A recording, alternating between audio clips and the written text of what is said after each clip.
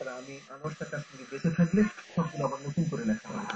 তিনি তার আরকুশাদি এই হাদিসের ব্যাখ্যা ইমাম তিরমিজির ব্যাখ্যায় বলছেন ওয়াসাহহা রিওয়ায়াতুল্লাহ, এ সম্পর্কে যত হাদিস আছে সবে বরাতের সবগুলো সহিহ।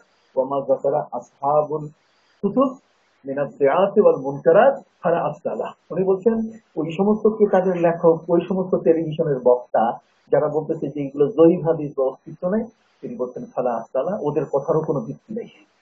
তো ওদের কথারও কি নাই, কোনো ভিত্তি আর নেই। একটা কথা আমি বলতে তো চাই, কাজেই এই যে যারা এই বক্তব্য দিচ্ছে তাদের তারা যাদেরকে যাকে ইমাম মানে হ্যাঁ নাসিরুদ্দিন আলবানী, হ্যাঁ নাসিরুদ্দিন আলবানীর যে সিলসিলাতুস সহিহা, সিলসিলাতুস সহিহার মধ্যে সবে বরাতের ফজিলতের উপরে 6টা হাদিস উল্লেখ এবং তিনি এগুলো এই এবং তিনি হাদিসগুলো বলছেন এগুলোতে এগুলো থেকে এবং এই হাদিসগুলো সহিবরাতের উপরে দলিল নেওয়া যাবে।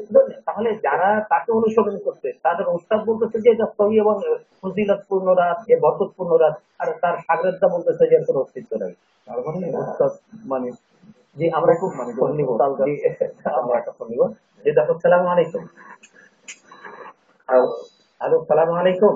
জি, ওয়ালাইকুম আসসালাম। জি ভাই, আপনার পরিচয় দিয়ে যে প্রস্তুতি করেন। আমি সাদিকুল্লাহ চৌধুরী উত্তরা থেকে বলছিলাম। জি সাদেক ভাই বলুন।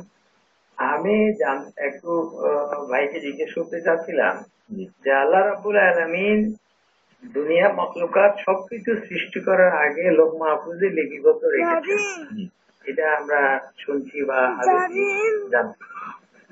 তো আল্লাহ রাব্বুল আলামিন যখন আদম আলাইহিস সালামকে নিষিদ্ধ করলেন দ্বন্দ্ব, আদম আলাইহিস সালাম যে ওনার নির্দেশ অমান্য করলেন, এর পেছনে ছিল শয়তান। শয়তান ওনাকে প্ররোচিত করেছে। আমি আমার কাছে একটা বিষয় যে শয়তান যখন আল্লাহর হুকুম অমান্য করেছিলেন আদমকে সেজদা করার জন্য, তখন তো শয়তানের পিছনে কেউ ছিল না।